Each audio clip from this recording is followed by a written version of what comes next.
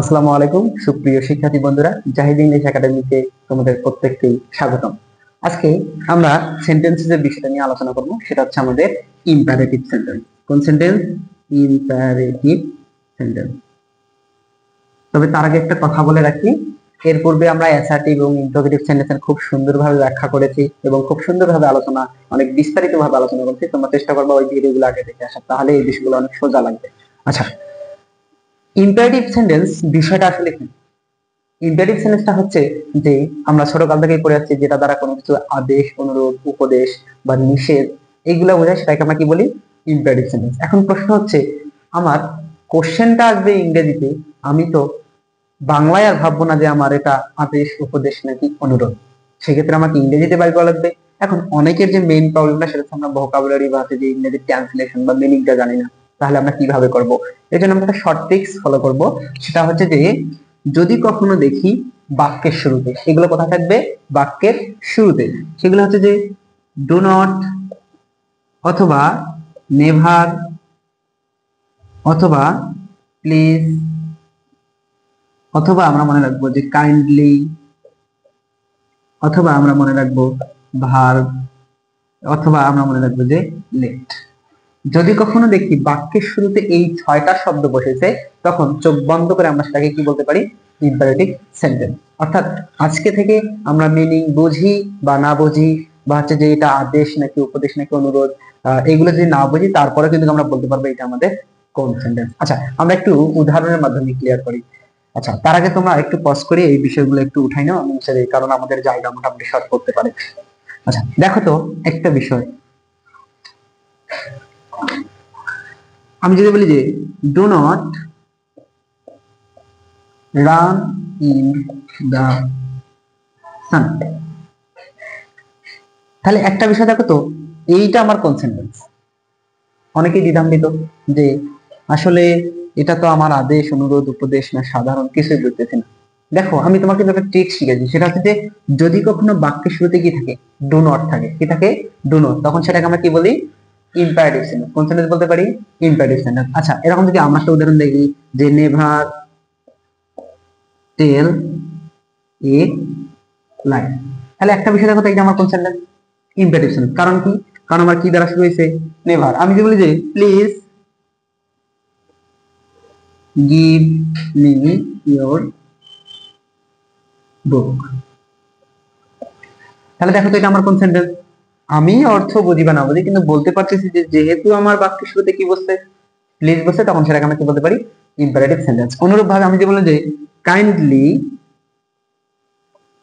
Lend me your pen, তাহলে একটা বিষয় দেখো তো, এখানে আমার কি দ্বারা শুরু হয়েছে? কাইন্ডলি। অর্থাৎ এটাকে আমরা কি বলতে পারি? Imperative sentence. তাহলে ওই যে আমাদেরকে পড়ানো হয় আদেশ, অনুরোধ, উপদেশ, হ্যাঁ এগুলা রাইট, কিন্তু আমাদের তো সেন্টেন্স আসবে ইংলিশে। এই জন্য বোঝার জন্য আমরা কি করবো? অবশ্যই এই বিষয়গুলো মাথায় রাখবে, do not, never, please, kindly. হ্যাঁ, আচ্ছা, আমরা আরো দুইটা উদাহরণ দিয়েছিলাম, যে আমি যদি বলি যে লেট মি গো দেয়ার। আচ্ছা, একটা বিষয় মাথায় রাখবো যে এই লেট দ্বারা শুরু হয়েছে, তখন সেটা আমার কোন সেন্টেন্স? Imperative sentence. এবং আরেকটা বিষয় আমরা মাথায় রাখবো, লেট দ্বারা জেনারেলি আমাদের কি বোঝায়? কোথাও প্রস্তাব বোঝায়। কি বোঝায়? প্রস্তাব।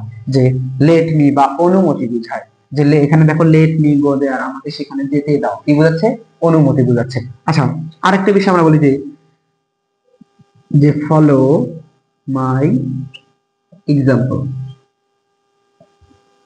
তাহলে একটা বিষয় দেখো তো, এখানে কি দ্বারা শুরু হয়েছে? ফলো। ফলো আমাদের কি? ফলো মানে কি? অনুসরণ করা। তাহলে অনুসরণ করা আমাদের একটা ভার্ব না? তাহলে এই যে ভার্ব দ্বারা শুরু হয়েছে, যেটাকে আমরা কি বলতে পারি? ইম্পারেটিভ সেন্টেন্স বলতে পারি।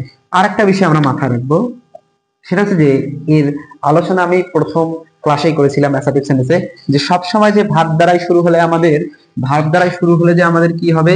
ইম্পারেটিভ সেন্টেন্স হবে, এমনটা কখনো ভাবা যাবে না। ভার্বের পর যদি কখনো কি আসে? আমাদের ইউ আসে। কি আসে? ইউ আসে, তখন সেটাকে আমরা কি বলতে পারবো না? ইম্পারেটিভ সেন্টেন্স বলতে পারবো না। তাহলে সেটাকে আমরা কি বলবো? Assertive sentence. আচ্ছা, যদি এই বিষয়ে কোনো কনফিউশন থাকে, আমরা চেষ্টা করবো প্রথম ক্লাসটা দেখে আসা, তাহলে আমাদের সম্পূর্ণ ধারণা হয়ে যাবে যে আসলে কখন ভার্ব দ্বারা শুরু হলে ইম্পারেটিভ এবং কখন ভার্ব দ্বারা শুরু হলে আমাদের কি অ্যাসার্টিভ সেন্টেন্স হয়ে যাবে। আচ্ছা, তবে এখানে অ্যাসার্টিভ সেন্টেন্স একটা মেজর একটা পার্ট আছে, সেটা হচ্ছে যে ইউ। অর্থাৎ এইখানে যাকে আমি বলতেছি তার কথাটা কোনোভাবেই বলা থাকে না। কিরকম, আমি বলি do not run in the sun, মানে হচ্ছে এখানে সান কিন্তু মানে সূর্য না, সান হচ্ছে রোদ। অর্থাৎ আমি যদি বলি রোদে দৌড়াইও না, তাহলে কাকে বলছি?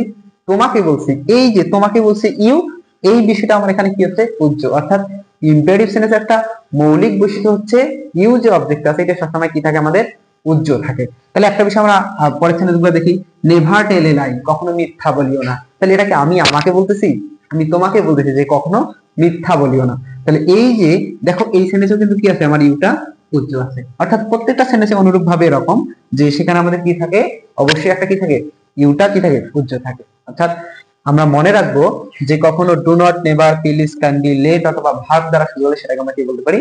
Imperative sentence. আচ্ছা, ইম্পারেটিভ সেন্টেন্সের আমাদের এতটুকুই জানলে হবে।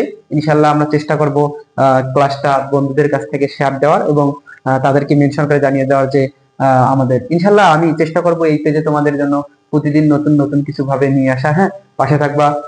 তো আজকে এই পর্যন্ত থাক। ইনশাআল্লাহ পরবর্তী পারে আমরা অপারেটিভ এবং এক্সক্লামেটরি যে বিষয়টা আছে এটা ক্লিয়ার করব। ঠিক আছে, আজকে এখানের মতোই। আল্লাহ হাফেজ।